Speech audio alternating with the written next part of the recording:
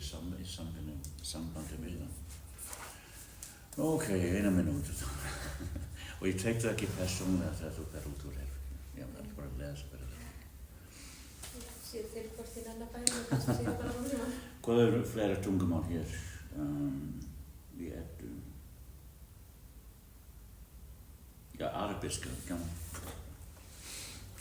En ekki hvað, 1 mínútu hjá þér? Nei, mín orðin. Ok, komin. Yeah. Okay.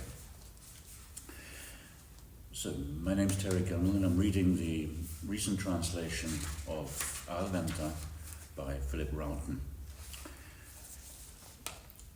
So as the feast day draws near, everyone prepares for it in their own way. Many different approaches are taken, and Benedict had his own too.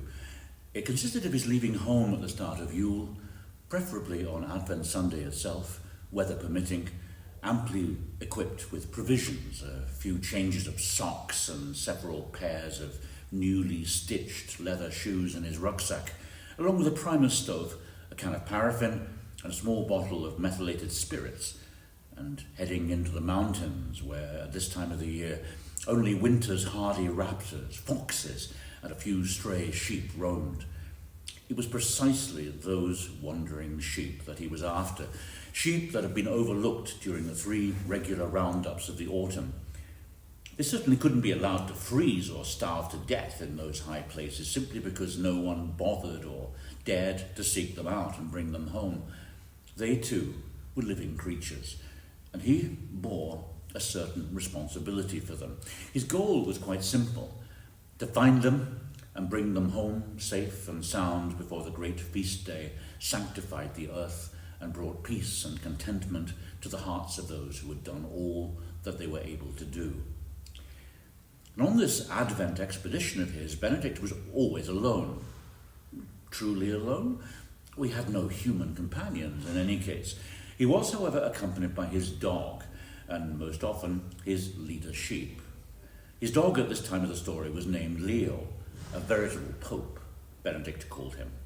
Due to his toughness to lead a sheep, a wether was called Atig. For a number of years, these 3 had been inseparable when it came to such treks, and had gradually got to know each other, inside and out, with the in-depth familiarity that's perhaps only obtainable between completely unrelated species of animals, such that no shadow of one's own self, one's own blood, one's own wishes or desires confuses or obscures things. There was, incidentally, usually a 4th member of the group, the good horse Faxi, who unfortunately was too slender-legged and heavy-bodied to trudge through early winter's deep drifts of soft snow, and what's more, was hardly fit to withstand so many strenuous days on the meagre rations with which the others made do. It was with sadness and regret that Benedict and Leo parted from him, even if it was only for a week. Atig took this twist like everything else, more stoically. There that threesome went now, this winter day. In front was Leo, with the tip of his tongue sticking contentedly out of the right corner of his mouth, despite the cold. Behind him was Atig, even-tempered as always, and finally Benedict, lugging his skis. Down here in the farmland, the snow was still too light and loose to carry a skier. He had no choice but to trudge through it, and of course ended up stubbing his toes on tussocks and rocks. Oof! It was a fairly heavy slog, but it could have been worse. Leo had lots to look into, as dogs usually do, and was in high spirits. At times he couldn't contain himself and simply had to let it out, bounding away and kicking up a cloud of snow behind him towards Benedict, barking at him, jumping at him, and clamouring for praise and petting. "Yes, you're a veritable pope," Benedict would remark. That was his term of endearment for his comrade. Higher praise couldn't come from his mouth. For the moment they were making their way through the settlement towards Bot, the farm lying nearest the mountains. They had the whole day ahead of them and took it easy, following the path from farm to farm, stopping and greeting people and dogs. But a cup of coffee? No, thank you, not today. We'd like to get there in good time. Instead, they had some milk, all 3, Time and again, Benedict was questioned about his outlook on the weather. People didn't mean to be nosy or come across as doomsayers. They simply asked, as was their right, of course. And someone might add afterwards, yes, what I wanted to say was Leo must be the kind of dog who's good at finding the way, even in darkness and snow. It was said almost jokingly, eyes fixed on the ground to avoid alluding to the sky's somewhat threatening clouds, even if only with a glance. And someone else might interject spiritedly, find the way? That he can certainly do, the mongrel. All three of us can, Benedict replied unconcernedly before finishing his bowl of milk. Thanks for the drink. Nothing against you at ate it, but I rely mainly on Leo, said the farmer before popping out of the door and fetching a treat for Leo to munch on. Benedict made no comment about Leo being a veritable pope, but let the dog know with a nod that he was free to take his time eating the food offered. He could wait that long. Meanwhile, Atit got a capful of fragrant hay from the farmer's home field, and then the three of them set off again. Benedict hadn't gone to church that day. No, that he hadn't done. There wasn't time for it. In order to reach Botten at a decent hour and get some rest before the following day's early departure and long march, he'd had to make the best use of the day, starting early that morning. It was mainly out of consideration for Atit that he set a gentle pace this first day. Not that Atit couldn't cope with going faster or didn't live up to his name, but Benedict had to be careful not to overexert the weather from the start. That's why he couldn't very well make a detour to the church. Every Advent Sunday, it was this amble of his through the settlement towards the mountains that was his church-going. What's more, before he left home, he sat on his bed in the family room and read the day's scripture passage, Matthew 21, concerning Jesus' entry into Jerusalem. But the ringing of the bells, the singing of hymns in the small turf-covered church, and the old priest's wise and sedate exposition of the gospel, he'd had to imagine, and he had no trouble doing so. So here he was now, walking in snow, white on all sides as far as the eye could see, a greyish-white winter sky. Even the ice on the lake was frosted and lightly covered with snow. Only the rims of the low craters sticking up here and there drew larger and smaller dark rings like a pretentious pattern in that snowy waste. But a portent of what? Could it be discovered? Perhaps these crater mouths said, let everything freeze, stone and water solidify, let the air freeze and sprinkle down as white flakes and lie like a bridal veil, like a shroud over the ground. Let the breath freeze in your mouth and the hope in your heart and the blood to death in your veins. Deep down, the fire still lives. Perhaps that's what they said. And what then did it mean? Perhaps they said something else too. In any case, apart from those black rings, everything was white, particularly the lake, a glistening white surface, smooth as a dance floor. Who laid it there and invited us to dance? And as if born of all this whiteness with the crater's black rings and solitary troll-like lava pillars rising here and there, an air of solemnity marked this Sunday in this settlement near the mountains, something that tugged at the heart. An immeasurable, pure holiness surrounded the placid Sabbath smoke that rose undisturbed from the scattered, low farmhouses that nearly disappeared beneath the snow. An incomprehensible and unimaginably promising stillness. Advent. Advent. Yes, Benedict mouthed the word gingerly, that big, quiet, wonderfully alien, yet at the same time homely word. Perhaps for Benedict, the most deeply homely of all. Admittedly, he didn't know exactly what it meant, yet there was expectation in it. Anticipation, preparation, that much he understood. And as the years went by, that one word had come to encompass practically his entire life. For what was his life? What was man's life on earth, if not an imperfect service, sustained by expectation, anticipation, preparation?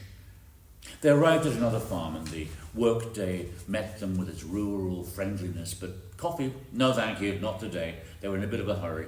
Days are getting shorter, thanks all the same. The farmer considered the sky long and carefully and frankly didn't think much of the weather prospects. Well, we simply have to take the weather as God gives it, thought Benedict. The farmer, for his part, could only hope that the storm broke loose before nightfall.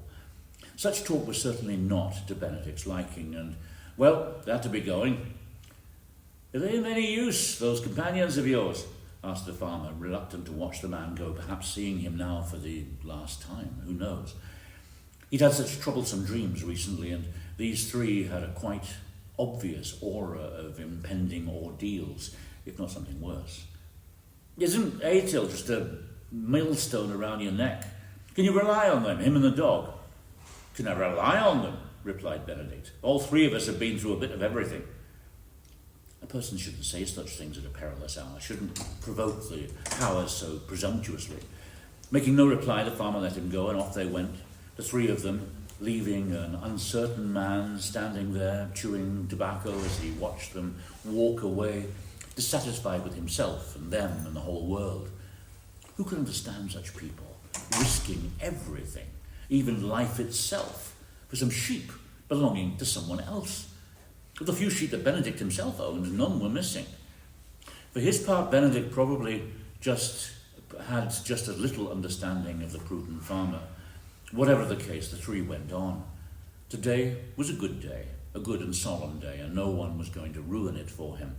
It was many years ago that Jesus made his entry into Jerusalem. Knowing this, he could feel too how the day had retained a touch of that event over the centuries. Benedict envisioned him so clearly as he rode into the glorious sun-drenched city whose walls and buildings, along with Jesus riding the ass, he'd seen illustrated in a Bible history. The branches that people cut from the trees and threw before the ass's hooves were shaped like frost roses on a window pane, but they weren't white. He knew that well. They were green, lushly green, and with something of the sun stored in their smooth leaves. And suddenly the words of the old book carried almost audibly through the air, as if the waves of the ether had preserved them, and all you had to do was lend them an ear. Behold, thy king cometh unto thee, meek, and sitting upon an ass, and a colt the foal of an ass. Meek, yes, Benedict understood that. How could the Son of God be otherwise? And riding on the foal of an ass, and a beast of burden, for all that was living and dead, there's nothing too humble for service, nothing that's not sanctified by service, and only by service, even the Son of God, only by service. And just then it seemed to Benedict that, as if he knew the little ass and realized fully how it and the Son of God felt at that holy hour. And in his mind he vividly saw people spreading their best garments on the road, heard others asking, "Who is this?" Imagine that. Who is this? For they didn't know the Son of God, and yet they ought to have known him. A smile shone on his deeply simple face, which was dimmed just a little by sadness at how they knew no better, that their eyes were so clouded, the mirror of their hearts so fogged. And at the sight of that sorrowful smile, Benedict's temper flared. How blind they must have been to stand face to face with the Saviour and not recognize him. He himself would have recognized him immediately, at first glance. Of that he was convinced. And he would have joined him straight away and helped him to drive out those insolent villains from the temple and overturn the tables of the money changers and the seats of those who sold doves. At these thoughts, Benedict loosened his leather cap and wiped his forehead. Walking wasn't particularly strenuous for him, but these pugnacious thoughts made him sweat. He was a peaceful man. It had never so much as crossed his mind, at least not since he became an adult, to use violence against others. But the Saviour's words, "My house shall be called the house of prayer, but ye have made it a den of thieves." At these words, a burning indignation kindled in him. Just imagine if the merchant decided to move his humbug store into their old turf church. There would be no peace. And with these words of the Saviour in his ear, he felt ready for whatever might come, under the Lord's guidance. Money changers, certainly. Dove sellers, yes indeed. Hucksters in general. He knew who they were. Best to think as little as possible about them. Again he wiped his forehead, and as for the hucksters he knew, the merchant and a few hawkers, he actually, despite whatever criticism they had coming, didn't relish the idea of having to give them a taste of his fists. Thus did Benedict walk and think and have his joys and his worries, while the grey day gradually darkened around him and the full moon lit up behind the clouds and sometimes gave a glimpse of itself against the dim evening sky. He didn't give too much thought to himself, did Benedict, as he marched on. How could he? To the eye, now that the day was dwindling, he was gradually becoming only an indistinct shadow in the landscape. And yet you could ask whether his self-image wasn't even more indistinct and blurred. After all, he was only a farmhand, a labourer, and had been all his life. Or perhaps more correctly, half farmhand, half smallholder. There was in fact something incomplete and insignificant about him. Half good, half bad, half human, half beast. Ah, yes, it was no different than that. In the summer, he worked as a day labourer on the farm where he lived year-round. In the winter, he looked after the sheep there in exchange for board and some clothing. Only for brief periods in spring and autumn, along with the time that he spent on his Yuletide mountain trek, was he his own master. In addition, he had an outbuilding that was his own, a stable and a barn for his horse, his sheep and his hay, which he mowed on rented meadows on Sundays after church. So he had it good, and was of course just a simple man and servant, not expecting or aspiring to be anything else, not even in the kingdom of heaven, not anymore. Those times were past. The days and nights when he dreamed dreams and harboured longings for happiness and leisure in this life and next. Past, yes, and it was a good thing too. Only then had he felt unfree. Since then, he'd become a little more human. Since then, yes, he'd become human. Unless that was also vanity and reprehensible arrogance. But in any case, he was already an old man, 53, meaning that he probably wouldn't be going astray on too many long, wild roads hereafter. 53 years, and it's the 27th time he's made this trip. He knows this precisely, keeps track of the number from year to year. The 27th time. He was 27 years old when he started making these expeditions. 27 times he's traversed the settlement, setting out most often on Advent Sunday itself as the day. Oh, how time flies. 27 years. So deep did the dreams lie hidden, those dreams, which only he and God Almighty knew, and the mountains to which he had cried out his dreams in despair. On his very first trip, he'd left them there, where they lay well kept. Or perhaps they weren't so well kept after all. Did they haunt the solitude of the mountains like exiled spirits, living their fugitive, distorted lives in a desert of snow and weathered rock? Was it in fact them that he had to go check on every winter to see that they hadn't yet faded and sunk into the earth? But he shook these thoughts off. No, he wasn't that pathetic. But now they were approaching their stopping place for the night and were trudging up the slope that led to the farmyard. Benedict, Atik, and Leo. The farm building stood on a small stretch of hills surrounded in a semicircle by the slopes of the heath behind it. This was especially beneficial in the spring, when the sun gained strength, yet at the same time the buildings were nicely sheltered. Benedict drew a single deep breath now that he had reached the end of the road for today, then turned and looked back at the path he'd travelled. He'd taken hold of one of Atil's horns, which felt warm at the base, and on the other side of him was Leo, wagging his tail. There they stood. It was something of a solemn moment. It was not as if Benedict felt the heavens open above him, yet there was something of a rift in them. He wasn't alone on earth, didn't feel completely abandoned. Not completely abandoned, no. They stood there, and Benedict looked out over the land and took in what he saw. Cool twilight descended over the high mountain countryside as the day waned and the moon began to shine dimly from a sky where icy peaks drifted, peaks that appeared quite as real as the horizon's fading mountain ranges with their dull contours of snow. The farmland looked flatter on an evening like this, when the lake was frozen over and the ice was covered with snow. And in the midst of that freezing world, which now merged with the dissolution into darkness, and as a part of that dim evening, stood the man, half farmhand, half smallholder.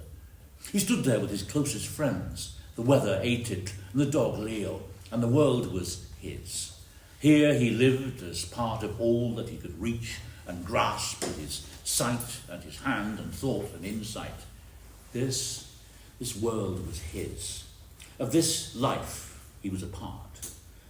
Not that he thought of it in that way, not consciously. He didn't even think once about how he'd stopped here and stood looking out, because he usually set off from Bottom before it grew light in the morning and was already high up in the mountains when day broke. He just had a kind of emptiness in his chest, a feeling of something lacking that couldn't be pinned down or clarified, a strange, draining homesickness. Whether it was because he had to leave the settlement for a few days or because when parting from it he was always assailed by a reminder that in a while he would have to leave it forever. He didn't know. For a man clings to his things, clings to himself and his things beyond death, fearful of losing his life. This most real of all that is real, this most fragile of all that is fragile, this most infinite of all that's infinite, fearful that it will slip from his grasp. He fears the loneliness that determines his self and is his self, fears being without his fellow humans around him, perhaps forgotten by God. It's a small comfort to think that he'll be buried here if all goes well and will remain firmly anchored in the earth. And he hopes that from the beyond he'll have, when time allows, a view of his home district. Anything else would hardly be conceivable. As he stood there now, Benedict couldn't help but snort disgruntledly at a few snowflakes, a few lost, softly falling snowflakes which seemed to have no business being there and to which he'd never before thought to pay any attention either. He wasn't entirely satisfied with the weather outlook, he had to admit.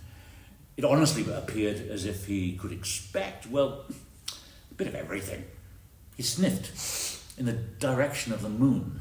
Maybe snow, in fact, if not something worse.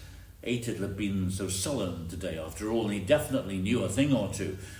Only Leo faced the future with canine light-heartedness, curled his tail excitedly, struck out on visits and adventures of every type, and couldn't have asked for better. There were times when Benedict nearly lost patience with him. That popinjay! But then he thought better of it and gave Leo's ear a friendly tug. Old fellow. Yet he couldn't shake off his restlessness. Neither heaven nor earth held any solace for him as he stood there in the dwindling day and could no longer placate himself by plodding through heavy snow and toiling onwards. The portents of foul weather that he carried in his blood were impossible to shout down. Should he have stayed home? His rucksack suddenly felt so heavy he laid it on the tethering stone and turned towards the door. But he didn't have to knock. He couldn't recall ever having had to here at Boston, at least not on Advent Sunday. But just then, the front door opened to reveal Sigrid, the housewife, who stepped out. "Greetings and salutations," said Benedict, and his cold, bony hand closed around her fingers, which bore the home's warmth.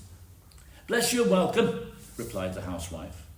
Looking from the corner of her eye at the drifting clouds, she changed her tone and said jokingly, "You know, we'd been half hoping you wouldn't turn up."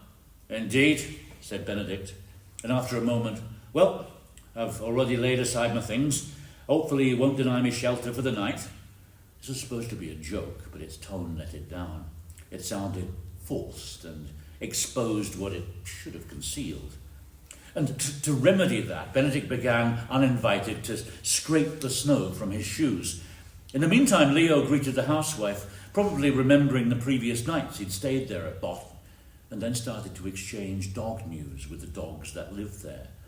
The housewife went and scratched Aitid behind the ear, which Aitid put up with coolly. Then she laughed. "He's never been downright cheerful, your Aitid, but I've rarely seen him so moody." Benedict mumbled something. "Is it the weather?" asked Sigrid. Something in her manner contradicted her cheerful tone. Benedict said little in response as he stood there, bent forwards, scraping off snow. He mumbled something else, of which only the last words were completely audible. "He is, you know, one of the great prophets." "You can almost see it in him," said the housewife. "No, not like that," replied Benedict, defending his Aitid. "He is in reality. It's not at all imaginary, if that's what you mean." But now Pieter, the man of the house, came along at his leisure, a little later than his wife, as was usual on Advent Sunday here at Boston. And immediately after him came their eldest son, Benedict.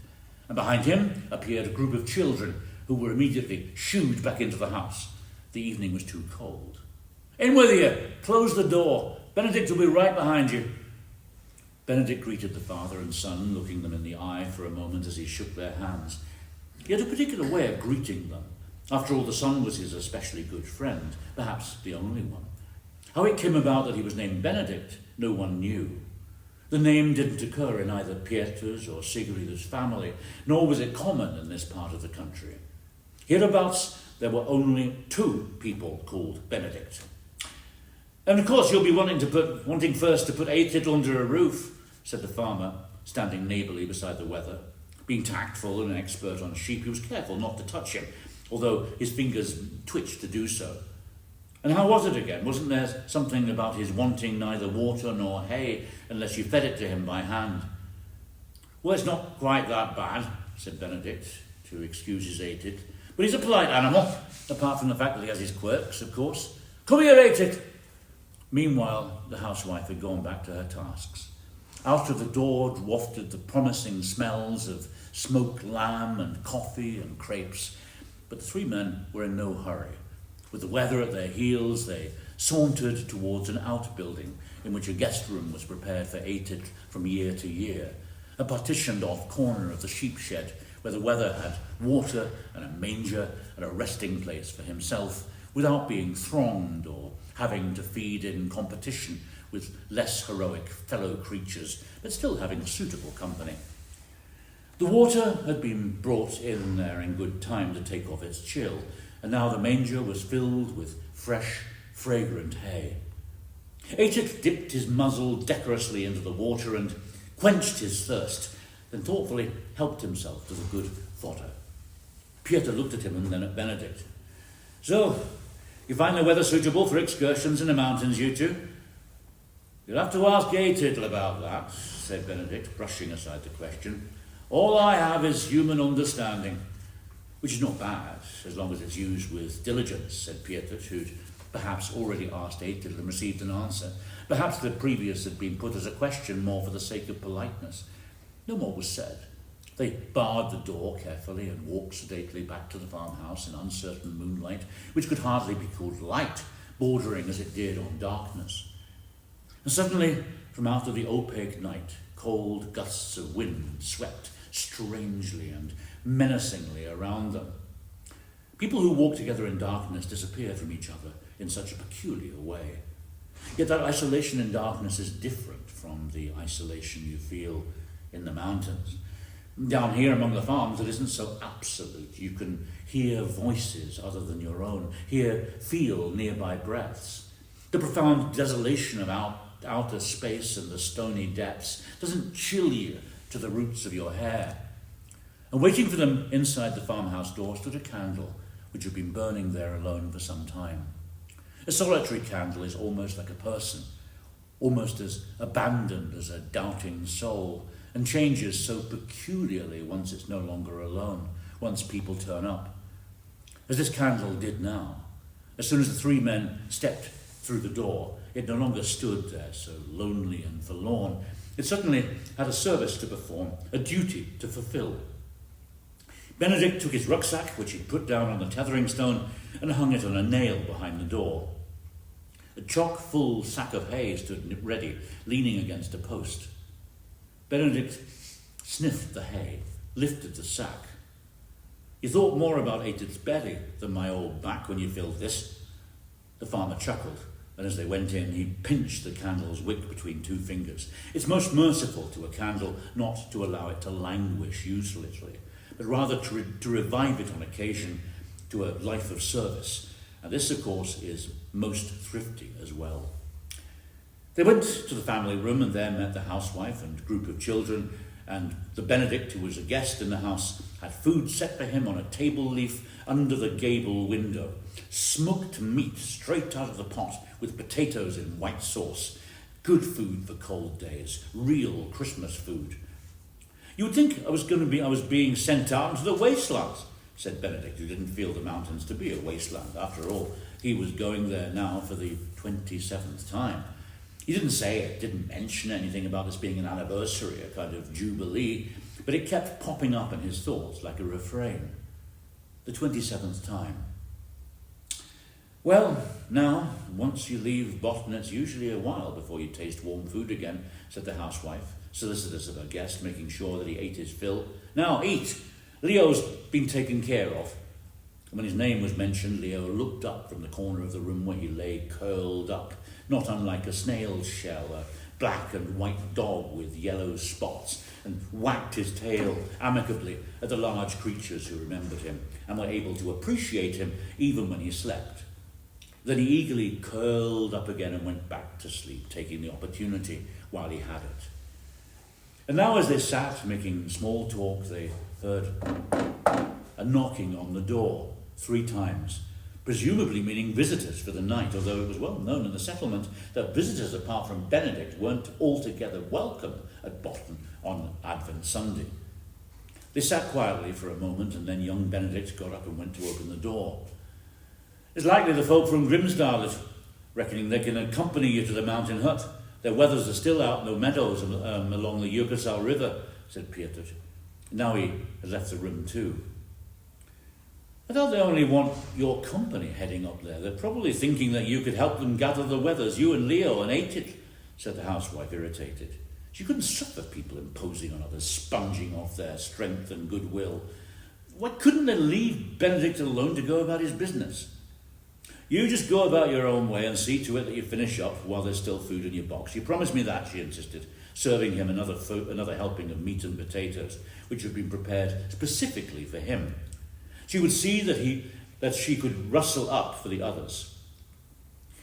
Now, but however reluctant Benedict was to refuse anyone anything, least of all Sigrid or Both, he couldn't promise this. He knew himself too well for that.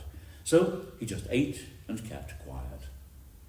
If they're late, they'll just have to pay the consequences, the housewife continued. If you start wasting time helping them gather their sheep, you'll easily squander a couple of days. Well, there's squandering and then there's squandering, Benedict replied slowly and thoughtfully. He'd rather not get into a long discussion of such an irredeemable thing. But there was someone who needed to gather his sheep, and he and Leo and Eitid were at hand and could help and were perhaps even indispensable for the task. What other choice did he have but to join forces with that person? He sighed a little at these new and unforeseen inconsequences, but that's just how it was, like that and no different. It'll make a big dent in your provisions, Sigrid continued. She wasn't unaccustomed to his stubbornness and obstinacy and intransigence when it came to looking after himself, using his common sense. Now, I'm well provided for, replied Benedict unconcernedly. You're an impossible person, that's what you are. But now the strangers came down a passageway, and sure enough, it was Haukon from Grimsdale and his 2 farm hands. They didn't exactly seem surprised to see Benedict, but said something like, "Oh yes, it's around this time that you usually head up here and de-louse old Stremba. We should have remembered that because it's a high holiday for sure, as certain as any other. That's to say here at Boston, and for old Stremba, who's otherwise unused to wintertime visitors." Stremba, the tough one, was the name people used for the region's common highland pastures between the glacier tongues. The herdsmen found that place difficult to traverse and were loath to go there. "I dare say it's the weather that's tempted you others to set out today of all days," Sigrid remarked a little pointedly. "Just listen to the housewife," laughed Haukon from Grimsdale. "Tempted? Come, forced, good mistress, forced. A farmer with sheep grazing on mountain pastures late in the autumn can't be fussy or discreet in his dealings with his neighbour. Besides, we can help out our Benedict a little on his hike up tomorrow. He's a good deal to carry, and we're strapping fellows, aren't we, lads? Otherwise, I'd be seriously mistaken if we didn't get a tailwind up over the slopes, and that with a vengeance. Very likely, Benedict said quietly. Well, any weather's better with us than against us, in the mountains. Going with you and Leo and Aetid, he didn't say the Trinity, although it was obvious that he was thinking it, we at least have hope of making it to the hut and saving our lives, Hákon joked. Whatever happens with the weathers. You should have brought them home at least a week ago, Benedict said placidly without a hint of reproach. He simply stated the fact. Should have, good Bence, chuckled Hákon from Grimsdalus. Ah yes, should have, could have. But Benedict didn't hear him. He turned his ear to something else. Am I hearing wrong? But he didn't hear wrong. A gale was already scouring the frozen roofs, a lashing, howling blizzard like a host of wild beings unleashed out there in the night. In a small room under the turf roof surrounded by dark night, you don't think of the weather as a lifeless thing, hearing it raging like that. Winter, a formless creature, but alive and kicking, alive to the point of wildness and fury, has returned, and you can hear that it feels at home. Oh yes, Aetid, the usual, is known far too well what was in the offering. Benedict yanked himself to his feet, but now he wanted to sleep. Now the stray sheep in the mountains would surely be buried in snow, covered over by a snowy winter blanket, before he could find them and bring them home. Because he really couldn't hope that they would have the sense to seek the heights where the wind blew hardest, but which were their only salvation, where earth and sky stood as one. When wildness rages, you hardly dare hope. And if they had indeed headed to the heights, they may just as well have frozen to death. But now, he wanted to sleep, or just lie there alone. A person shouldn't share his anxieties with others. Everyone has enough of their own. And now they slept in the farmhouse's small family room where heath and mountains met. And outside, the storm raged and raged. Many a storm raged around the world. Many things happened. For this was just a small recess of the world. And practically here, only the sky raged. Here, it was so peaceful. Otherwise, moss and lichen grew here on the rocks under meager conditions, that life by which the Creator transforms the stone over millennia into soil, the stone that's spewed out from the craters and transforms the earth's fire into growth and crops, on which dew settles at midsummer, frost on the autumn nights. It's good for a person to sleep now and then. But as Hákon from Grimstad has said the next morning, Sunday's smoke is Monday's flame. There really wasn't much more to say about this Monday. At Botton, only the children welcomed the blizzard. They were over the moon because now Benedict was forced to stay put. And Benedict took it good-naturedly and divided his day between Aetid and the children. And when he wasn't out tending to Aetid, which in such weather required preparation and took time, he sat with the children gathered around him, carved animals and birds, carved people, made various gadgets out of sticks and carved ships with masts and bowsprits and rudders and a dinghy to hang in the stern. And all the while, he told them fairy tales and fish stories. Hákon and his men stuck to card games and now and again shored up their spirits with a dram of schnapps, both of these things helping to nourish and fortify the heart. Or so Hákon claimed. They nourish and fortify the heart, yes. For his heart was a little uneasy about the weathers along Jökulsá River. But only a little. Fate has its ways, and good things come to those who wait. That was his experience. And in between he read newspapers and became absorbed in what he read. Because in foreign countries it was people, not livestock, that froze to death. That's how backwards things were. Benser would really have his hands full there. And they don't just freeze to death, they die and kick the bucket like flies, perish from hunger and misery, and even in the summer, in nothing but sunshine. You'd think it was a lie if it didn't stand there in print. So for all that, said Hákon, I give thanks and praise for Strember and our piece of the world, and many hundreds of thousands more people than live on the whole of Iceland with its surroundings, islands and skerries are unemployed out there in the big countries, dawdle the hours away with nothing to do. And now why that would be so terrible I can't really understand here, where many a man will willingly take their place. Isn't that so, lads? So don't come and tell me that it's all some big cock and bull story and the newspapers aren't worth the paper they're printed on, especially the ones we read for free. And to keep you from falling into idleness and unemployment like abroad. Come, lads, let's play another little round. And you still don't want to join us, Spencer? Right then, we'll go on with the widow whist. Widow whist. Ah, yes, Benedict had known that game for some years. 27 years. But had never played it with variously coloured cards. And so passed that day. Tuesday morning, Benedict was up early. A good, strong wind still blew, but the weather had settled a shade. It wasn't quite as abysmally snowy as the day before, and besides, you got used to it. He stood there in the darkness and turned his cheeks, still warm from the night, towards the snowstorm. First one, then the other. The snow had stopped coming down, he could tell, and was only drifting, which could of course be maddening enough to deal with, but it wasn't unthinkable that it might decide to subside later in the day, in which case it would be good to be on his way into the mountains, having put part of the route behind him. So he hurried in and woke the Grimsdalen men. He was leaving now. Were they coming with him? Rather not, answered Hákon, getting out of bed to listen to the weather. Sniff it, taste it. Certainly rather not. Rather bloody not.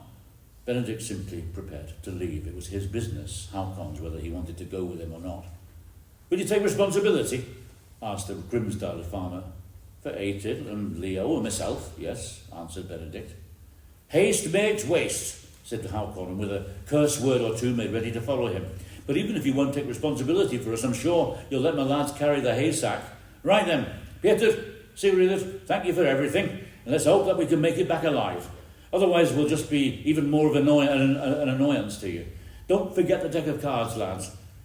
And from the front of his rucksack, Benedict drew a small blanket, which he laid over Eitil's back to prevent the snow from settling into his wool and weighing him down during their wanderings. The Grimsdale farmer asked whether the Pope shouldn't also wear a chasuble. Letting him talk, Benedict hitched a line to Eitil's horn. Come then. Eitil was unwilling and made no secret of it, and Hákon, for his part, made no secret of the fact that he found Eitil wiser than his master. But here it was Benedict who decided, and so they set out. And when Eitil saw that this was serious and that they wouldn't bend to him, he was willing enough.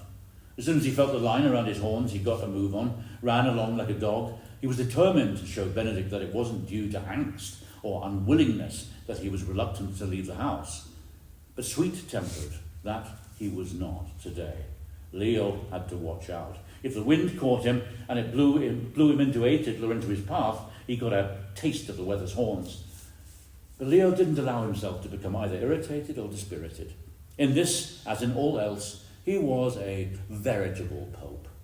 He didn't let it bother him at all, didn't bite back a single time, but stayed busy, showing that he knew his business. If the others got lost in the snow, then he would lead them home.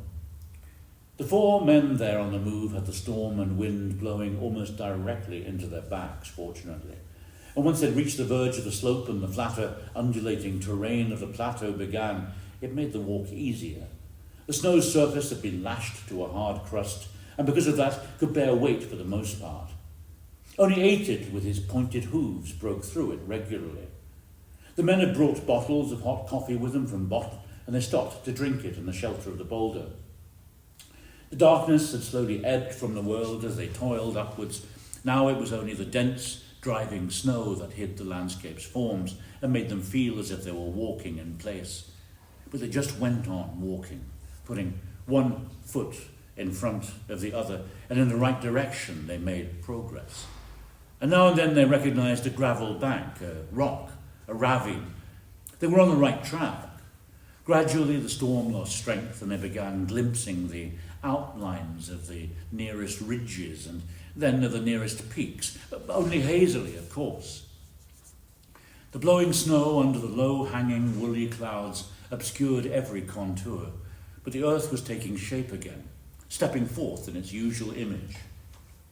And there these men walked through the short day with their dogs and the weather, walked and walked, and as they walked, a night passed away to the west, and soon another caught up with them from the east.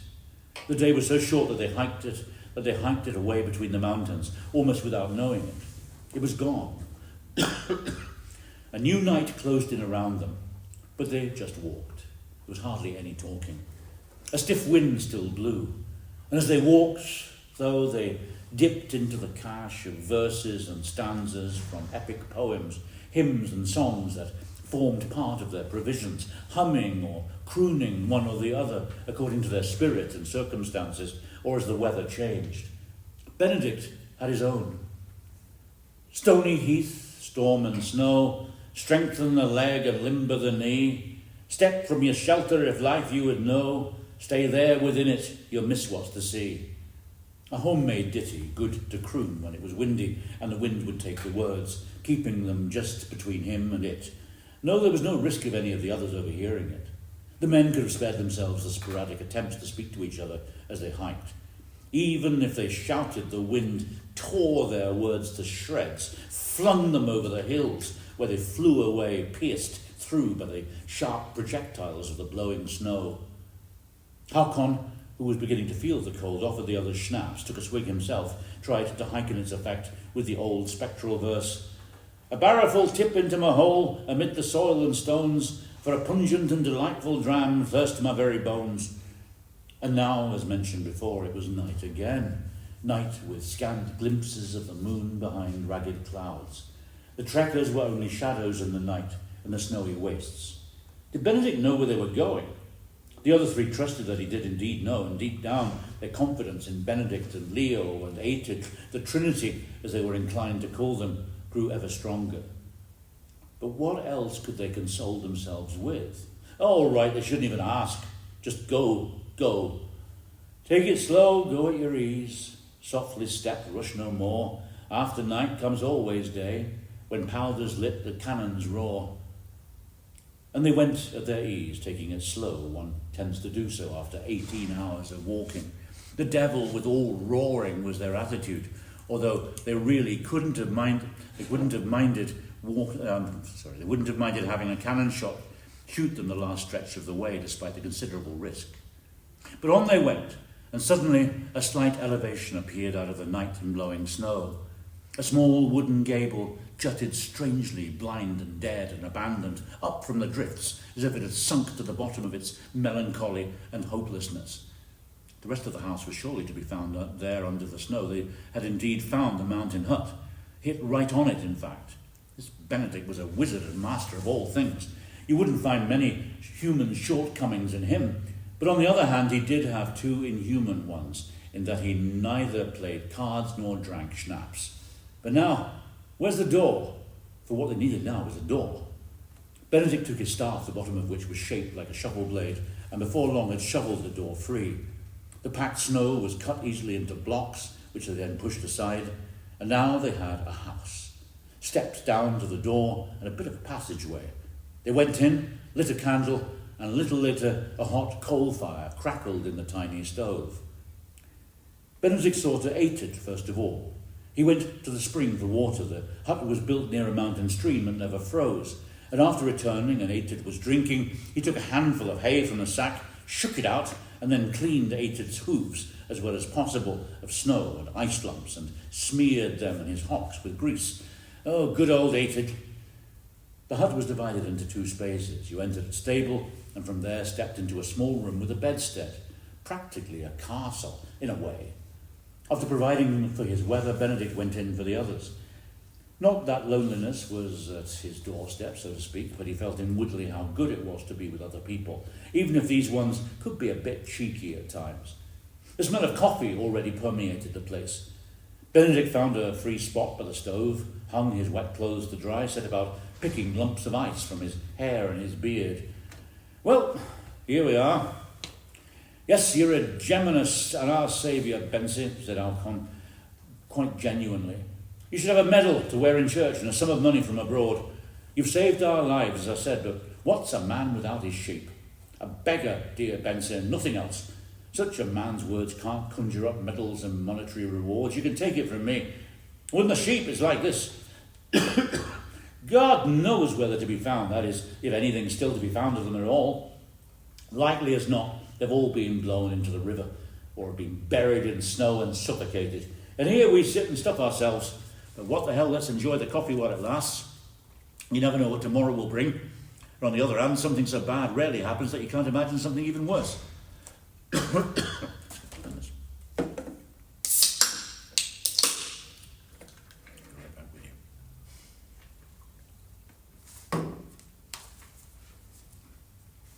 They filled their mugs and sat down.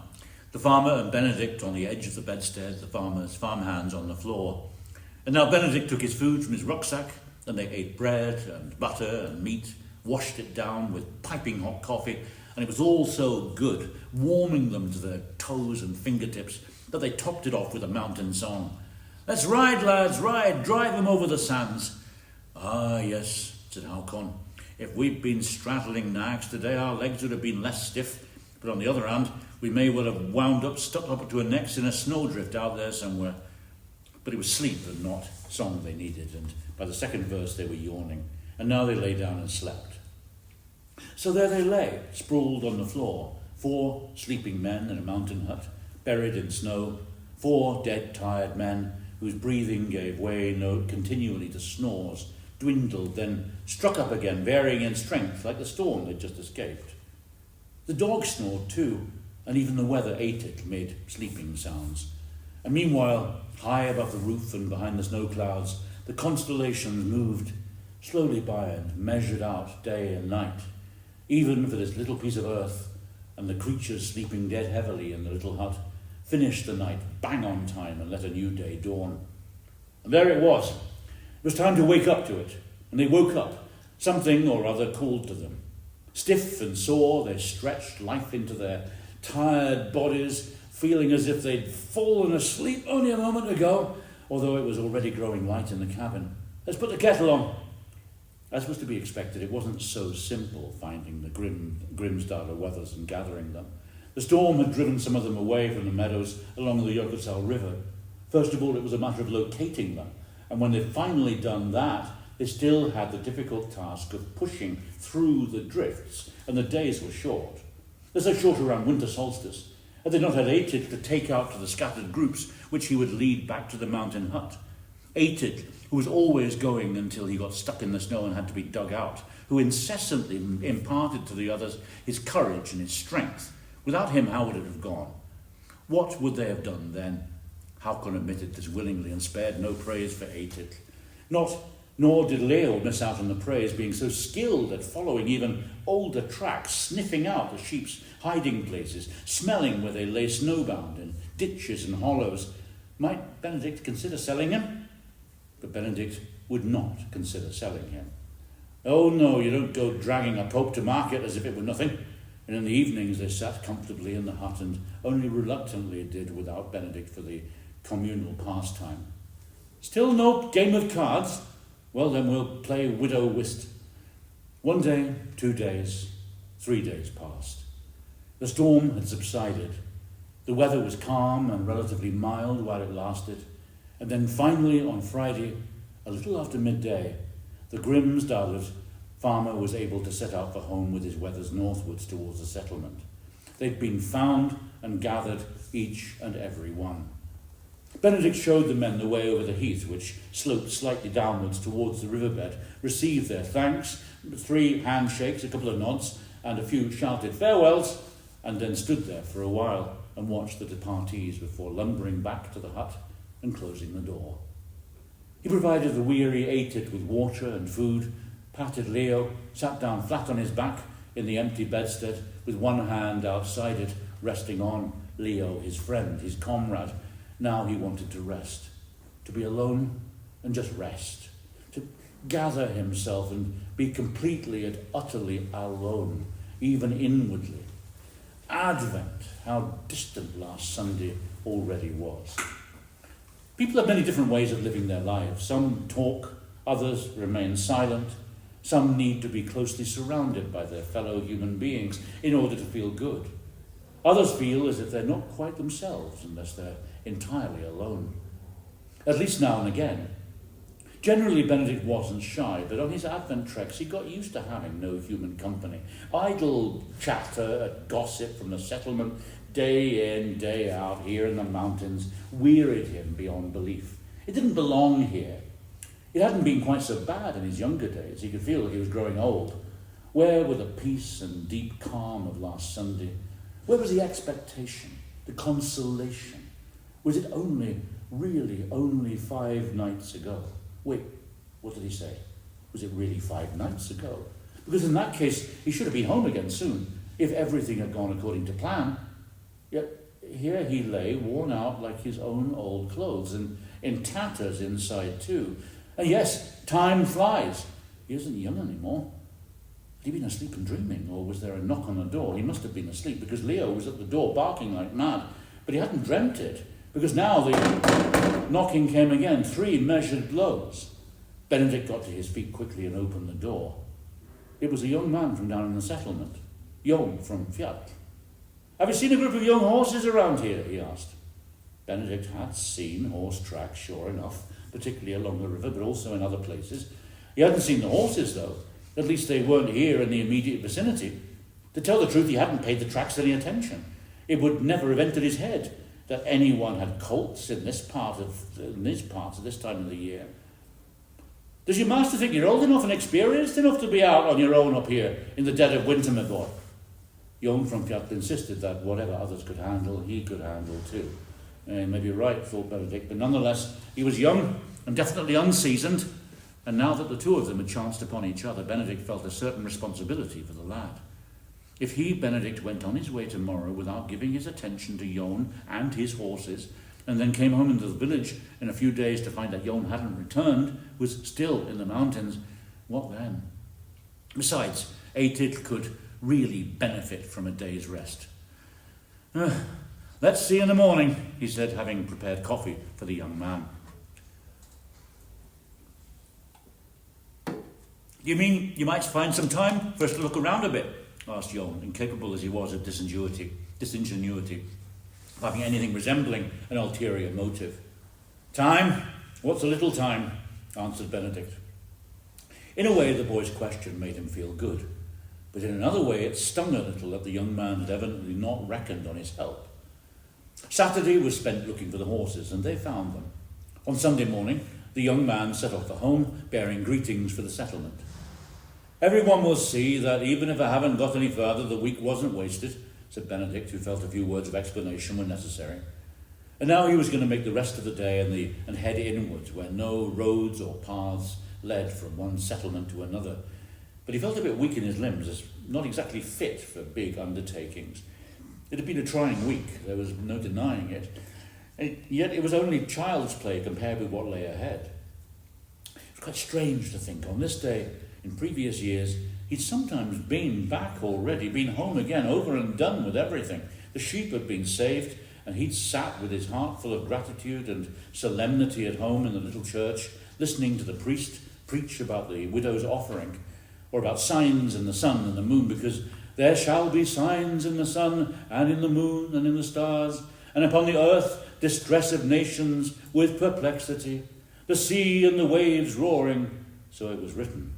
And he too had once feared death, yes, and life also for that matter. Not least life, perhaps. Feared it, yes, but that was a long time ago, and that fear too lay hidden in the mountains. And now most often it's so quiet, both inside him and around him, and as quiet as in the mountains. He sat there packing his rucksack, lost in thought.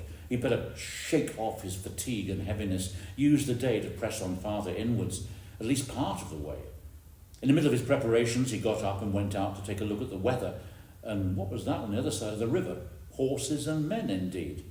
Had to be the postman being ferried over. And then what? There was no sign of anyone with horses to meet him on this side.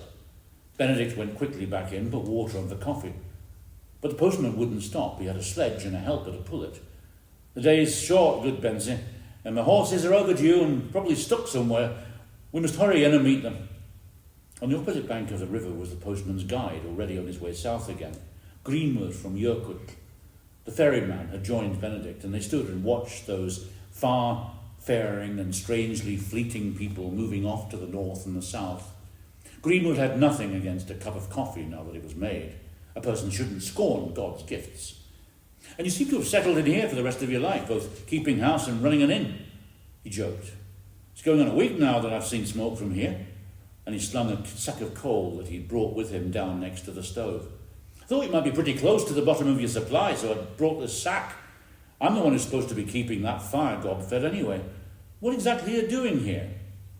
Benedict told him that he was actually out on his usual winter ramble, but then it had gone like this and like that, and in the meantime the days came and went, and you couldn't get a great deal many things done in one day, particularly at this time of the year. Well done on Hakon's part, Greenwood remarked, not to mention those from Fjall. Well, sheep and horses will always be sheep and horses, Benedict objected irrefutably. You have to take care of the one and not neglect the other. What good is it for me to find a few stray hooves if whole herds are lost? Hakon found his at last, but had Leo and I not joined the search, especially Leo, no Greenwood, and besides you yourself would have done exactly as I did. The devil I would, oh please. And the good thing about it is that now I don't have to search where we've already been. And imagine you had to take a chunk out of your own sack too, said Greenwood, who wasn't in agreement with him on a number of things. Well, generally bring enough food for half a month or more. Hakon knew that. They carried the sack for me all the way from Botn up here. But Greenwood just shook his head, slurped his coffee fiercely from the saucer, sucked violently on his lump of rock candy. You look dog-tired, to tell it like it is. And dare I ask, what sort of treatment is this of Atik? Many have been reported to the Animal Welfare Association for lesser, like you to know. He just runs until he drops, like certain others, as well as you know. Aren't you responsible for him? Now we'll tie the haystack near to a post like this. Atik, as sensible as a human being, he'll tend properly to his own needs. And we'll just make sure he has plenty of water and bedding. There now. And now a few days of being alone won't do him any harm. And because, as I'm sure you're aware, you're not getting out of going home with me and sleeping over a couple of nights. You can fill a sack for Atik while you're there, bring it back here with you. And there won't be any of this digging into your own tack. No more chatter now. We've already had enough cursing here, and considering we're only in the 7th week of winter, and today is the Feast of the Immaculate Conception, to be rowed over a heavy, currented glacial river, after first having to drag the boat upstream a good distance, and then, while rowing across, drifting downstream several times the width of the river, it's like coming to another country, almost another life. Something snaps inside you. How do I get back? But Benedict was too tired. On the way to the ferryman's farmhouse, which lay hidden behind some hills, for shelter from the worst northerly gales, he staggered from drowsiness and nearly fell asleep as he walked. In the farmyard he turned and looked back, but the mountain hut and everything in it were gone, hidden by the hills. Only the northern mountains stood still in their places, but were now somehow so unreachable that it hurt him inside, because that's where he should have been. He'd barely finished undressing when he fell asleep, and now he was in among his mountains and found sheep and struggled with them and slogged, and for a moment Leo and Atik were there, but in between they were gone, and he was all alone with a flock of sheep, some of which were lazy, others unruly. The storm roiled around him and brought the worst imaginable, the snowdrifts, loose and bottomless, and nearby walked a man, invisible, but not just due to the weather, a man who was at once friendly and hostile to him. What did he want from him? And behind the dream he knew that time went by, that it didn't stand still, didn't allow itself to be stopped by rivers, never grew weary, that it flowed onwards, enigmatic as a glacial river. It passes over a sleeping man as over one dead. Benedict lay awake in the moonlit family room, so it was night. He felt rested, but suddenly he was restless. He jumped out of bed and woke a young farmhand in the bed opposite by gently shaking his shoulder. And they sat there facing each other and dressed themselves in the moonlight, as silently as possible, and then crept in their stocking feet down the stairs. They mustn't wake anyone else. The farmhand wanted to make coffee, but Benedict asked him not to. Wait and have a cup when you're home again. You can be back in an hour. Come now. They whispered like a pair of conspirators, despite having already left the house. Benedict pressed impatiently onwards. The moon is in a hurry, you see, and tonight I feel like racing it for a stretch. I can be halfway to the other hut before daybreak, reach it by evening. Which hut? asked the young man, who wasn't fully awake yet. "Oh, my hole up there," said Benedict. The haystack stood ready behind the storehouse door, and the young man tied it onto his back. If the household had been awake, Benedict would probably have had his provision supplemented, but so be it. In such moonlight you could almost live off the air, so he would manage. Stony heath, storm and snow. They strapped on their skis and glided in the moonlight across the ice-grey land. So high up in the mountains, every direction is only farther inwards, toward an unknown point, the core that recedes continuously while remaining still, and which was their ultimate destination. Soon the hills sloped down towards the riverbed. They made quick progress, Leo darting like an arrow past them, yapping with pleasure. And then they were over the river. Benedict helped to pull the boat up along the bank, and then hoisted the hay sack to his neck, gave the boat a shove. "Thanks and a safe crossing, and give my regards to your family." And there in the grey light and the gleam of the moon, that shell of a boat glided downriver at enough of an angle to hit the opposite bank in the right place. Once more Benedict was alone in his land, and now he went and called on Aitid. And there in the night and the loneliness and the moonlight, a trace of holiness returned, of Advent. A remnant of notes in the air, the ringing of bells, memories of sunshine and the fragrance of hay, the hope of a summer land, or what? Perhaps it was just a distinctive sort of inner peace. Aitid greeted the other two with a satisfied bleat, stood up, shook himself and was ready. He pressed himself up against Benedict as the man greeted him properly and looked to see how he got on. Yes, he even condescended to sniff back when Leo stuck his snout toward him, and Leo, honoured and delighted, wagged his tail, but couldn't leave it at that, instead giving his comrade a kiss, and even putting his forepaws on Aitid's back, and getting a poke from his horns in return, given in all friendliness, of course, but a warning nonetheless. It didn't bother Leo. Benedict was satisfied in all respects with his Aitid, with the way he'd behaved, having eaten from the haysack with good sense and moderation. And now the weather ate his morning hay, properly shaken out from the manger, a clean manger. Then his water bucket was rinsed and filled with fresh water from the spring, and following that, they had a little breakfast in peace, the three of them in the hut, for the time had come. Benedict moved the haystack outside and tied a line around Aitid's horn, put out the fire in the stove with water from the bucket, looked around the hut to see if everything was in order and in place, and then went outside with his companions and closed the door. He strapped his skis on unhurriedly, hoisted his rucksack to his back, and then shouldered the sack of hay, which was quite heavy at first, and walked into the moonlight with the weather on its line and the dog at his heels. It was very cold. But when the air was so still, the cold only settled like a cool breath on his skin and didn't bite through. They took it easy, the three of them. Take it slow, go at your ease, softly step, rush no more. One walks so well in moonlight between mountains. Benedict looked up at the sky. The wheel of stars had already rotated a quarter of a turn since he stuck his head out of the farmhouse door at Jökull. So swiftly does time pass, whether you follow along with it or not. It can do you good walking with the stars, being a bit in motion like them. He walked so well here. The snow-covered mountains seemed so low and distant in the moonlight, and here and there touches of starlight glittered against the glossy black nighttime ice. Such a walk was like a poem with rhymes and wonderful words. It remained in the blood like a poem, and just as with a poem, you might learn it by heart, so to speak, and then feel compelled to come and look here again, to make sure that all was unchanged. And so it was, alien and unattainable, yet homely and indispensable. And finally, complete calm fell over Benedict, a sense of security deep in his heart, expanded and became all-encompassing, infallible.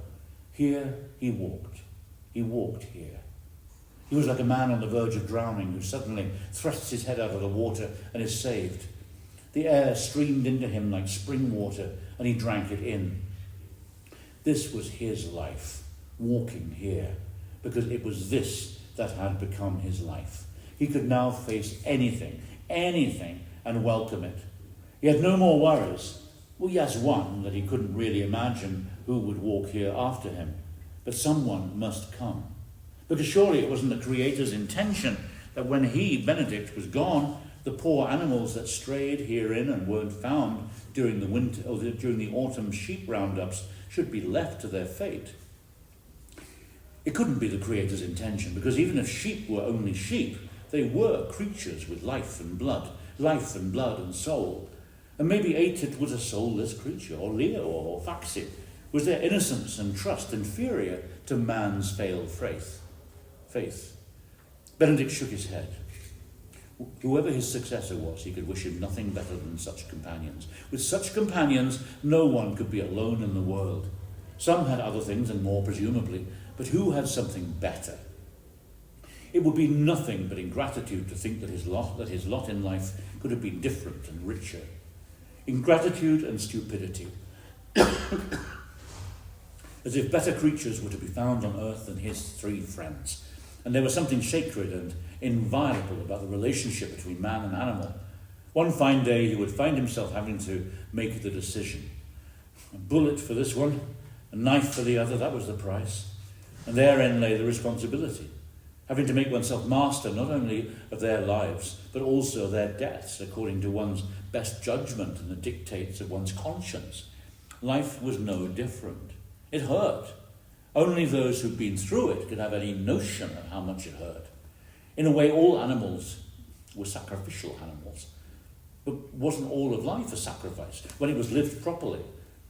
Wasn't this the enigma, that fecundity comes from within, is self-denial?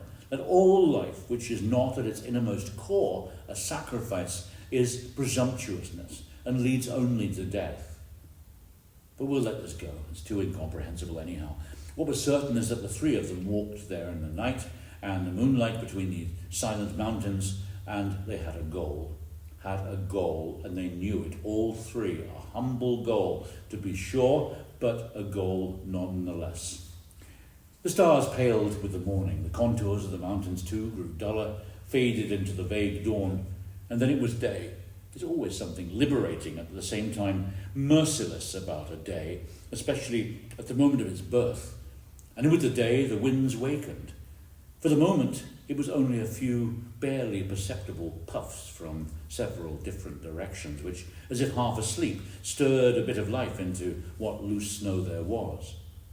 But soon after, the wind folk seemed to realise which way they wanted to go that day and started driving sledges up and down the hills, rearranging the drifts.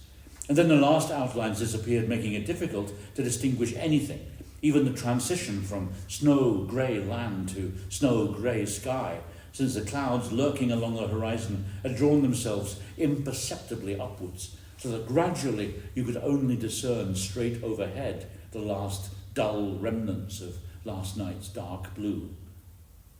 Yet it came as a surprise, like something almost unfathomable. It happened so abruptly, when a new and obviously rested snowstorm suddenly seethed around Benedict and his companions.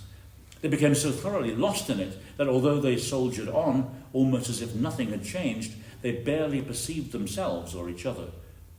But they stuck together. They withstood the madness of that howling gale and the whipping snow. The snow blew so thickly that it was scarcely conceivable that the storm could handle it, that it was capable of pressing through the snowfall, playing along, that it hadn't long since been suffocated by it. For a person here, in any case, it was hardly possible to breathe. But Benedict gulped a little air when he could and struggled onwards, holding tightly onto the line, the other end of which was somewhere out there in the swirling snow. Darkness, tied around Atid's horn. Leo had to fend for himself, that's what he did.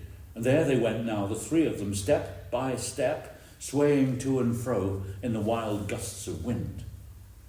Ah, yes, they trudged through the snowstorm. There was nothing else for it. And meanwhile, the day passed, though of it nothing could be seen, but only made out as a barely perceptible light in the churning snow. Benedict steered towards his hut, as he called it, although it was just a hole in the ground with a hutch. A pot, a kind of burrow. He dug this hole 27 years ago, roughly, in the middle of the area he usually searched. And for it, he'd chosen a hill that wasn't too high, reducing the danger of the hatch, weighed down with a few stones, blowing away. And on the other hand, not so low that water would run in. Benedict was sure that he'd kept mainly on course and was well on his way to his pot. He just walked on and hoped that the storm would subside by evening, since it had started at dawn, that the sky would clear up a bit, because how else would he find his hole? But the storm wouldn't subside.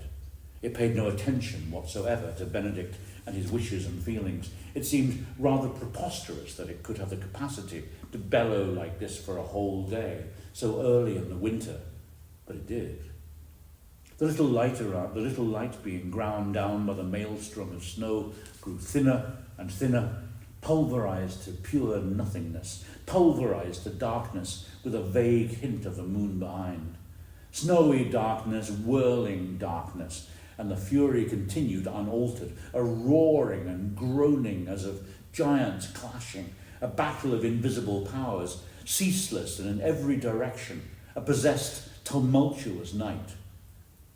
Being out on such a night, miles from all roads and your fellow creatures, alone and dependent entirely on yourself in a wasteland, a bloodthirsty mountain desert, you've got to keep your mind together, leaving no cracks for the spirits of the storm, no fissures where fear, vacillation, or the madness of nature can creep in.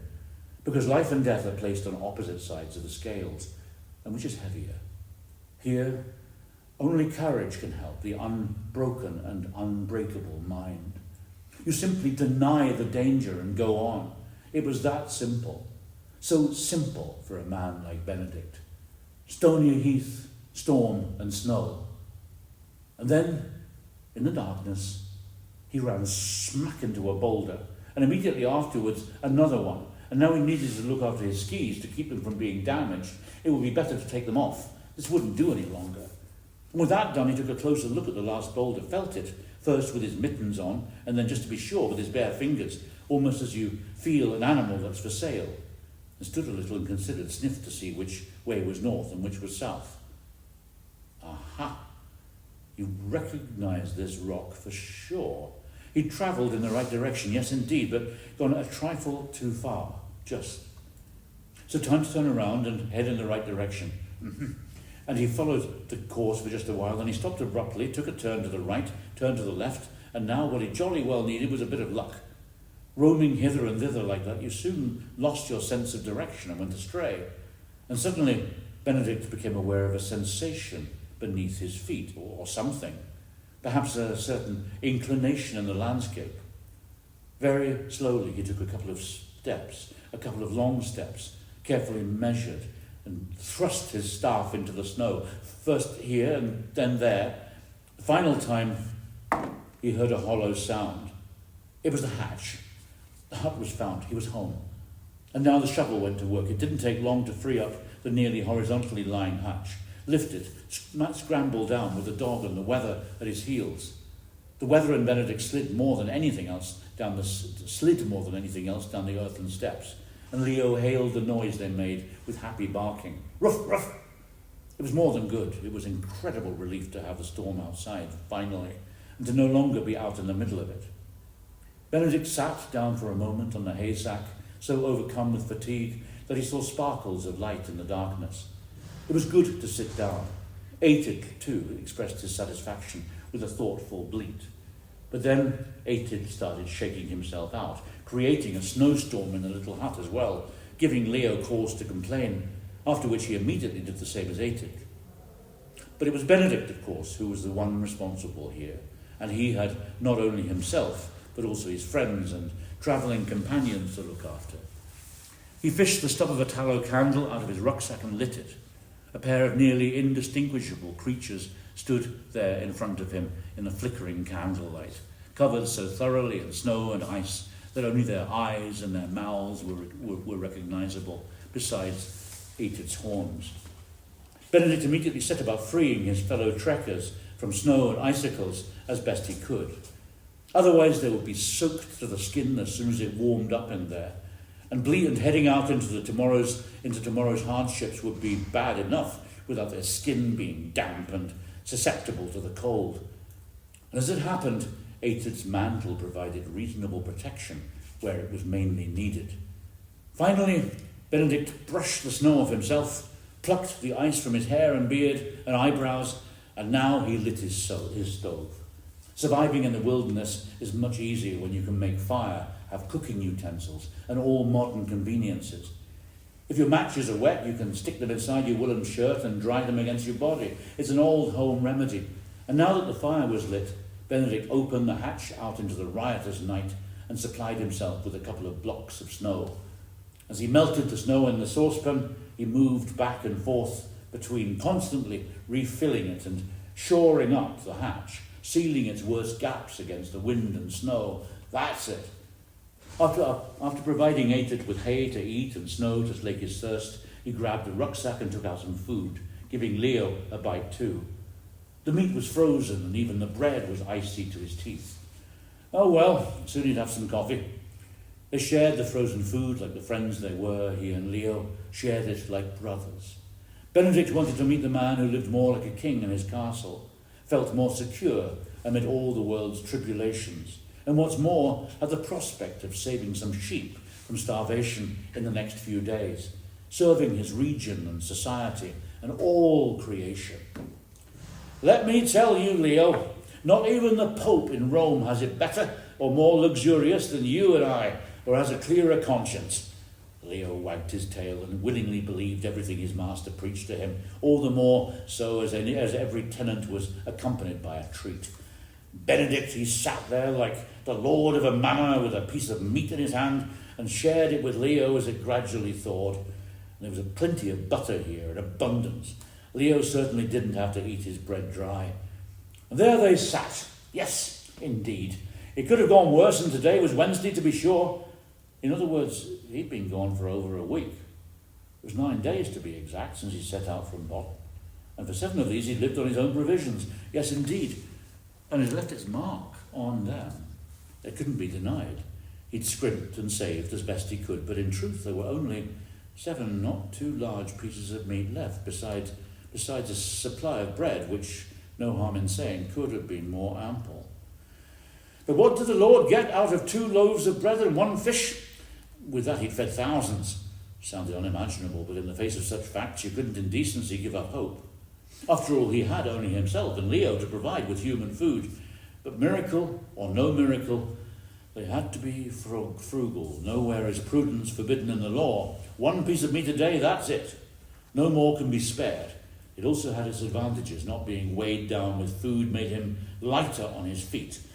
But what was going on with the candle? What was the matter with the Primus? He'd pumped it, but it didn't help much. It wanted to go out at all costs. It would settle for nothing less. And that, despite there being enough paraffin in it. What kind of witchcraft was this? Was his hole haunted? Had some gull crept in here to devour the light? And just then Benedict found himself in darkness. And it was no natural darkness. It was a highly unnatural darkness. It literally stung his eyes and took him by the throat, seemingly intent on suffocating him.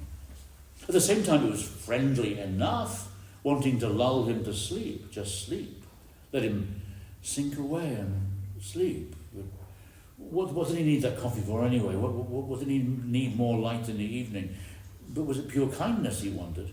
He tried to figure it out, tried to collect himself, to think. Surely the storm wasn't after them even now. He'd carefully sealed every crack. It must be intending to suffocate them. Of all the...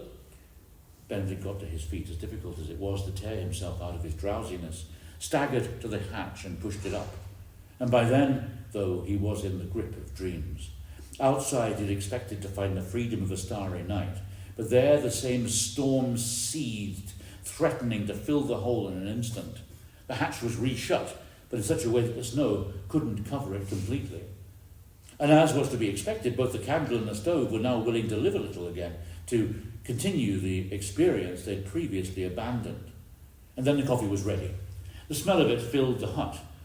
Ah, coffee. Benedict drank it with devotion. And when it was drank, he put out the light.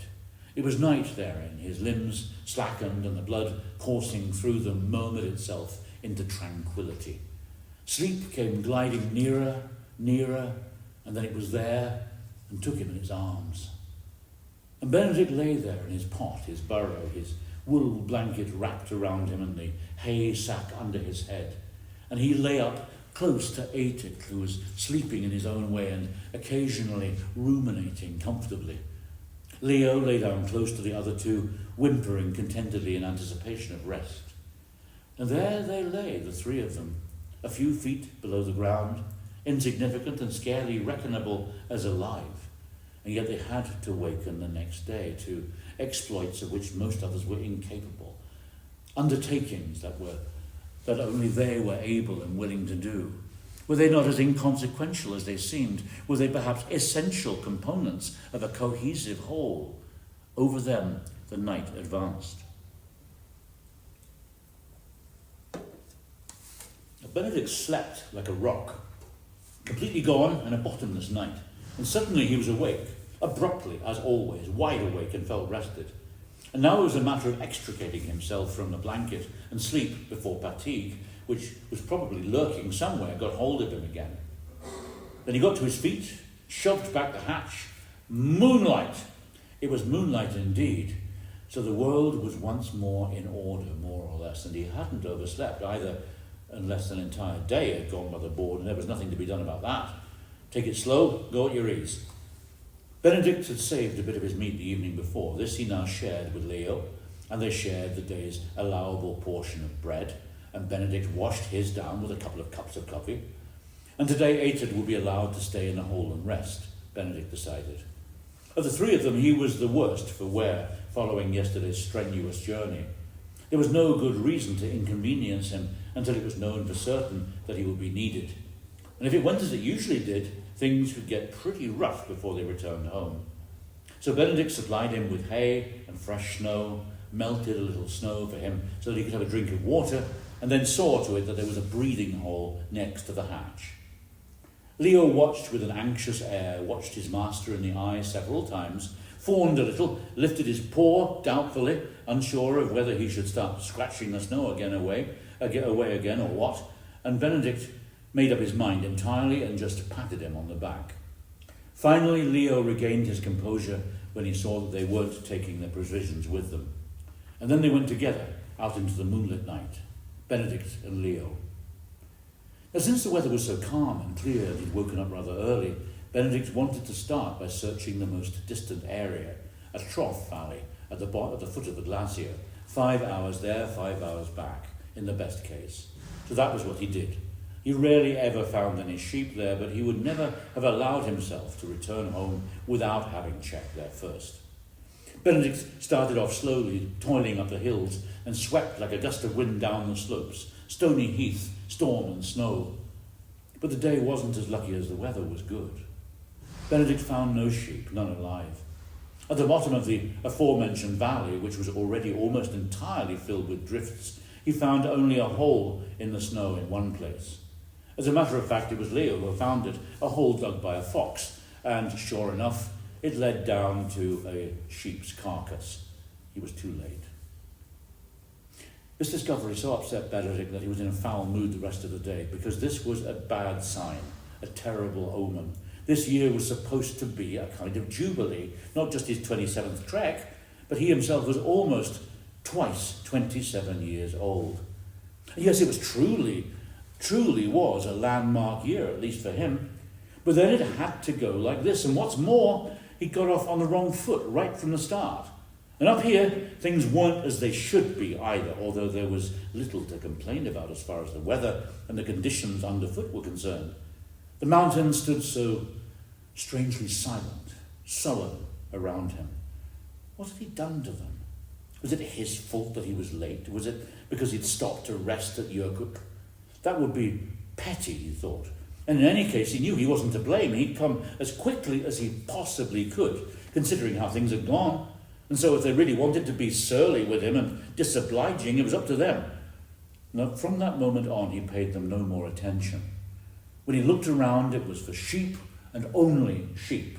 And when there were no sheep to be seen, not even a trace of them, he clenched his teeth and, furious at the twisted mountains, hurried back to his heart and Aitad and the comfort of his pot, his burrow. But once he reached it and had crept down into the earth and shut the hatch over him, neither his food nor even his coffee tasted any good. And he slept only a little that night and restlessly. It isn't easy being at loggerheads with old friends, to lose, as it were, his last refuge in a lonely world. And if there's anything that can poison the blood, it's this: to find only dead sheep when you go out looking for living ones. The next day, which was a Friday, the adventure began. Benedict set out with the dog and the weather. The whole trinity went on the move. A wind had arisen in the north. The snow swept so delicately up and down the hills, as if solely to ensure that Benedict was able to move smoothly and easily, or it performed fleeting ring dances around boulders and large rocks, embracing them elfishly with chilly gracefulness. Despite this, it wasn't a good day to search for sheep, because in such weather they seek shelter, and their tracks are immediately blown over. But Benedict brushed this aside.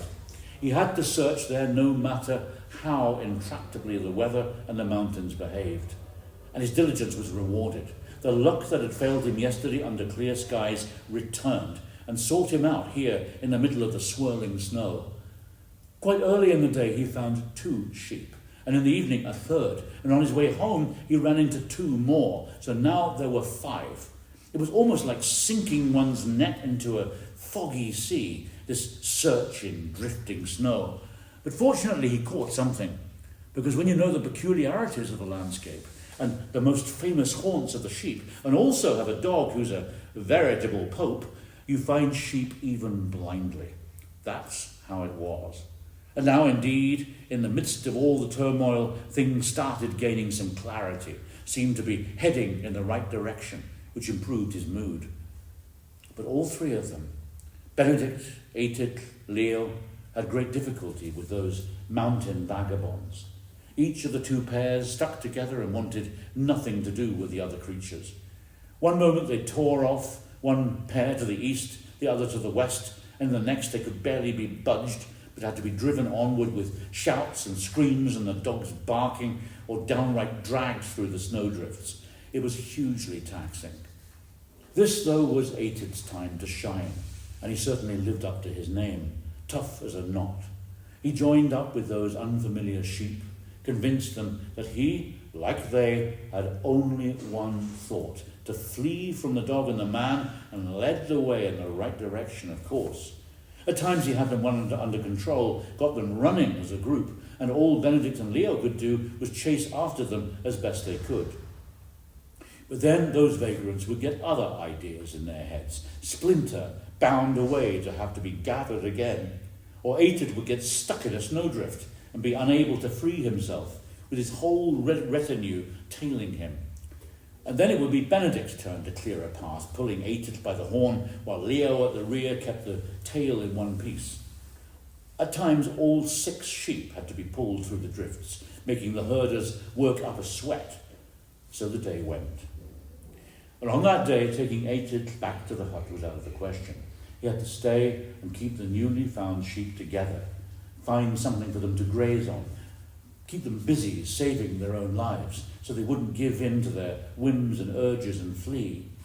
And since it would be lonely in Benedict's pot without Atid, and they found themselves halfway between it and the mountain hut, and since today the postman was expected to be heading south again and would in all probability spend the night in the hut, Benedict decided to head there. Then he could also entrust a message to the settlement with the postman's guide, who would take the horses northward again. He didn't want anyone at home to be worrying about him.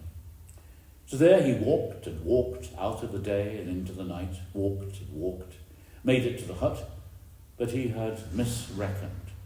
At the hut he found only the postman's horses. The postman must have been ferried over the river that evening, and his guide, who was to go north again, must have gone with him. But the guide would surely return early the next morning, or at least sometime tomorrow. Benedict would wait for him and take that day to rest, although he had only a single scrap of frozen meat in his pocket. Surely the man from the settlement would have something by way of a refreshment to offer him. On Sunday morning, Benedict could head back west. It would be the 3rd Sunday in Advent. But it didn't work out that way. His planned day of rest came to nothing. Long before dawn on Saturday morning, Benedict was on his way inwards again, on his way towards found and unfound sheep. It was impossible, after all, leaving Atid in the lurch like that. But before he left, he gave the postman's horses water and hay so that the guide could see that he'd been there and hopefully let folk in the settlement know that he was all right. In the grey light of dawn that Saturday morning, the wind turned into a storm. Again, a storm, always a storm, mountain and winter weather, a real blizzard which stood like a wall around the solitary, wandering man. He had to trudge continuously through such walls, trudge through mountains of drifting snow. But somehow, in a way that was incomprehensible to him, he maintained his grasp of the landscape and directions, found Aititl and his flock of sheep unsundered, and now he trekked north again, almost directly against the storm in the direction of the settlement, slowly, step by step, and barely even that. Again it was trudging through the drifts and dragging the exhausted, recalcitrant sheep. Only Aititl followed him reluctantly. And then it was evening. The fight with these foolish sheep and the crazy weather had taken a heavy toll on Benedict. What was more, hunger had begun gnawing at his belly. He'd been without food for quite some time, and before that had been on limited rations. He had little hope of reaching his hole with the sheep before evening. The weather and the going had conspired against him, forcing him to abandon his plan.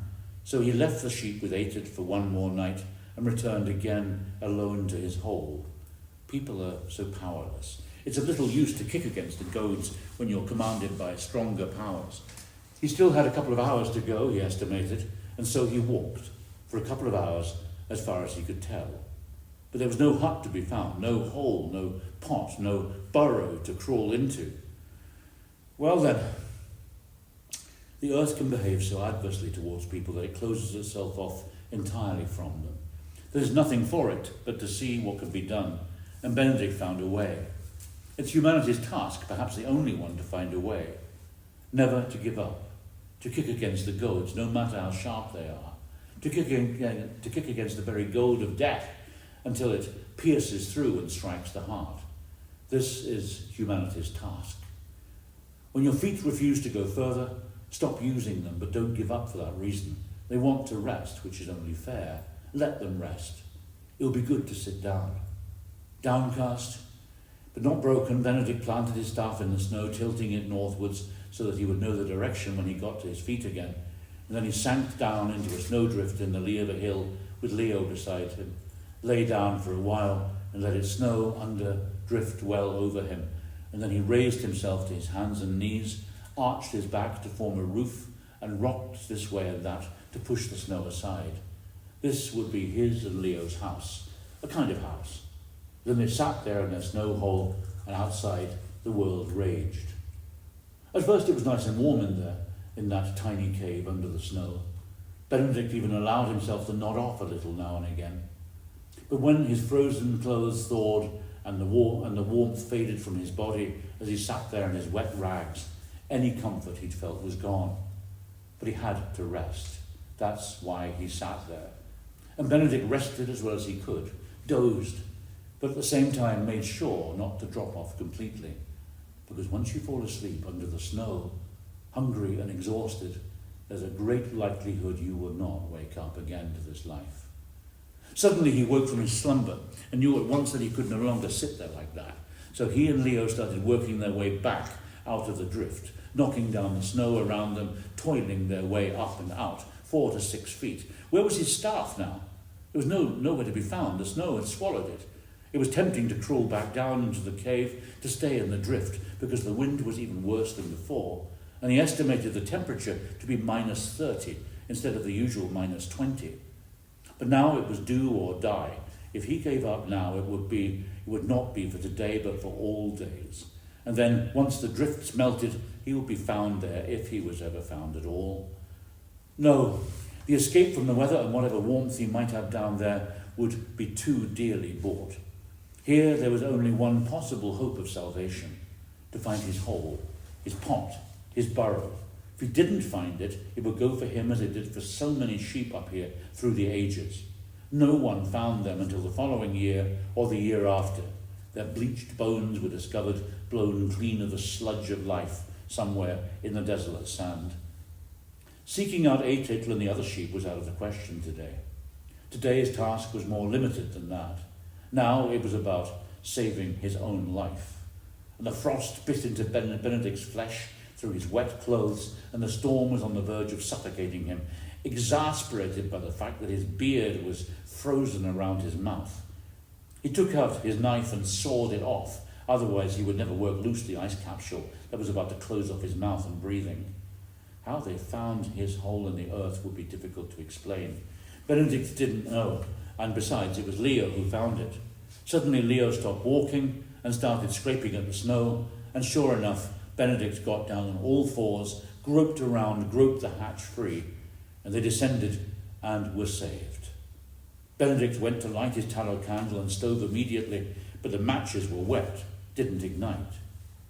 Benedict laid them against his bare body, sat and dozed as little as they dried, gnawed a little frozen meat and bread and butter, but his mouth was too dry, he could hardly get it down. And so he sat again and dozed, and then the matches were dry, and now he got the candle lit and the stove on the boil, and what coffee is know only those who have drunk it in a hole under the ground at minus 30 degrees in the middle of a desert of storms and mountains. And now he could even dry his clothes. And as he ate and drank, he inventoried his provisions. He still had 4 pieces of meat left and quite a bit of butter. He also had a little sugar, but at that moment he was drinking the last of his coffee. And that's the way it was. Tomorrow was Monday, and the day after tomorrow, Christmas Eve. Is there more to tell of Benedict than his 27th Advent trek? Must be. We can hardly leave him there in a hole, as abandoned by God and men as he already is, to all appearances. It should be said that the next day, that's on the Monday, hope woke in him that so much snow had piled up on the Jökulsá River that he could cross it on skis and reach Jökull, it being the 23rd of December, the feast of St. Thorlákur. But despite the frost and snowfall, the Jökulsá River turned out to be free of both ice and snow. Furthermore, it ought to be said that when he then decided to set off straight for the settlement to see if he could make it home before Christmas Eve, he came across a few more sheep, which was impossible for him simply to leave, at least not until they'd been brought under Eitid's protection. And when this was taken care of, his strength for that day was at an end, making him glad to get back to his hole in the ground.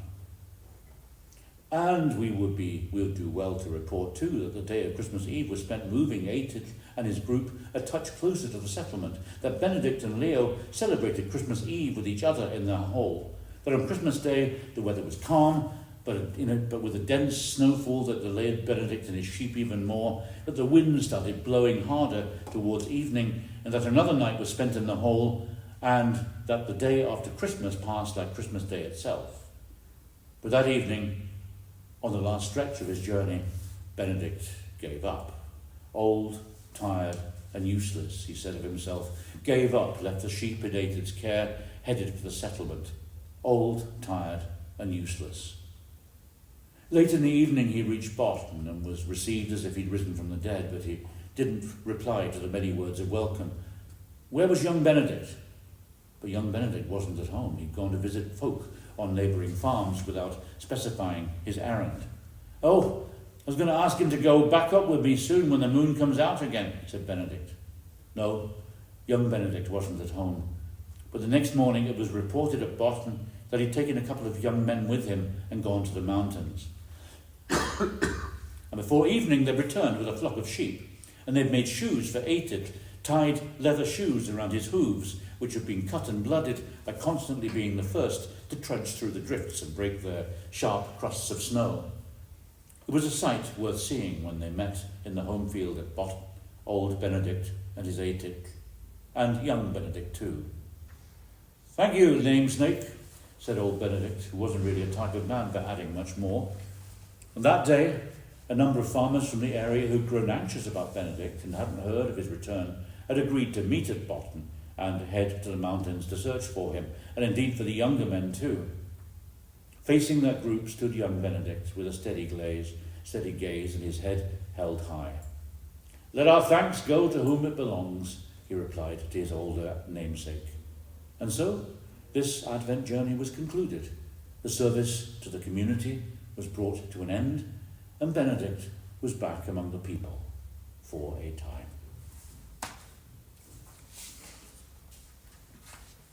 Yep. Ja.